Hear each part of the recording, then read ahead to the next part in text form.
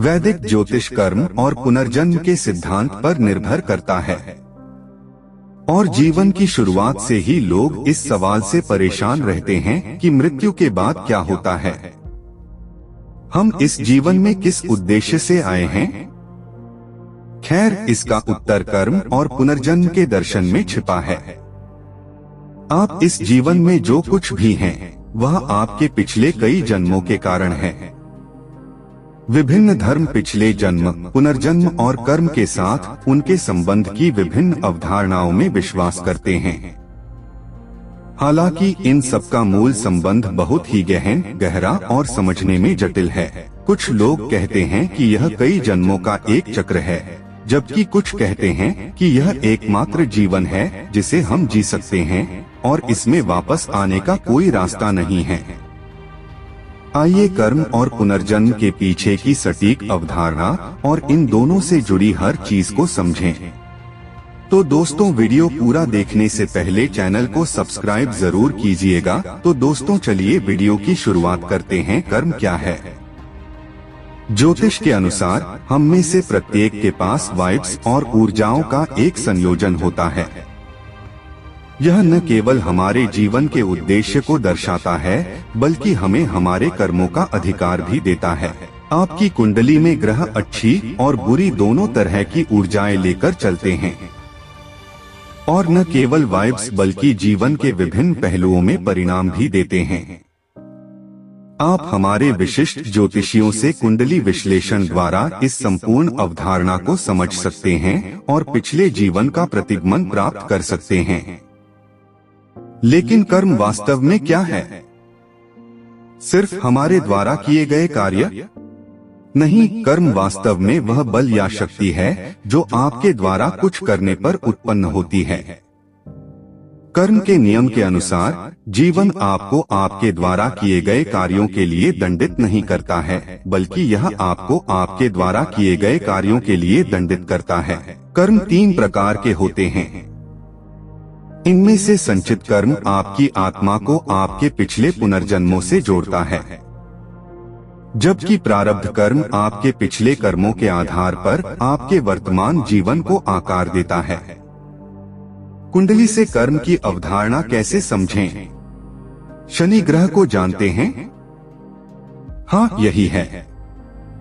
आपकी कुंडली में शनि की स्थिति मूल रूप से एक कर्म एजेंट के रूप में कार्य करती है।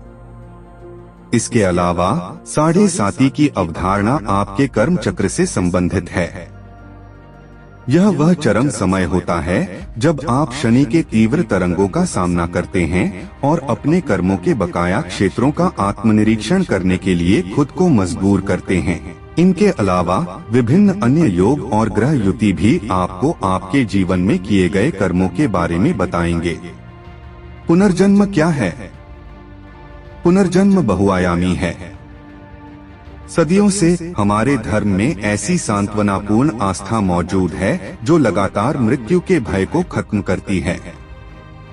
तो मूल रूप से पुनर्जन्म तब होता है जब आपकी आत्मा और आध्यात्मिक क्षेत्र वापस लौटते हैं या एक नए शरीर में अवतार लेते हैं। साथ ही यह इस चक्र को कई बार पूरा करता है और कर्म के माध्यम से नई चीजें और सबक सीखता है।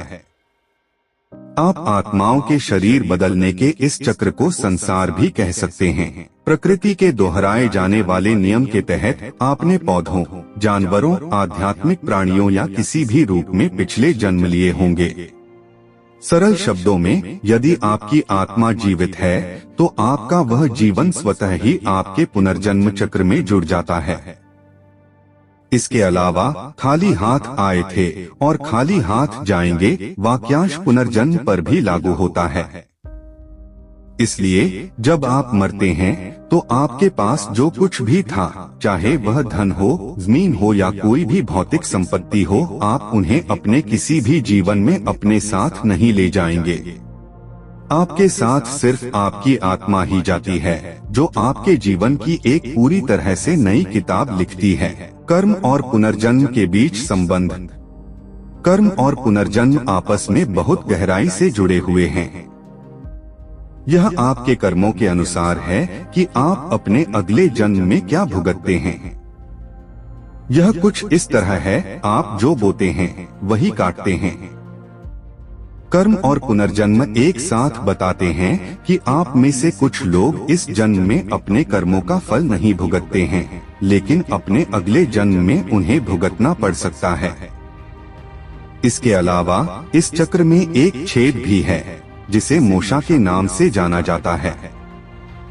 जब कोई मोक्ष प्राप्त करता है तो पुनर्जन्म का यह चक्र वास्तव में टूट जाता है और आप अपने कर्म ऋणों के साथ साथ जीवन के चक्र या श्रृंखला से भी मुक्त हो जाते हैं। तो दोस्तों, आपको ये जानकारी कैसी लगी मुझे कमेंट बॉक्स में जरूर बताइएगा।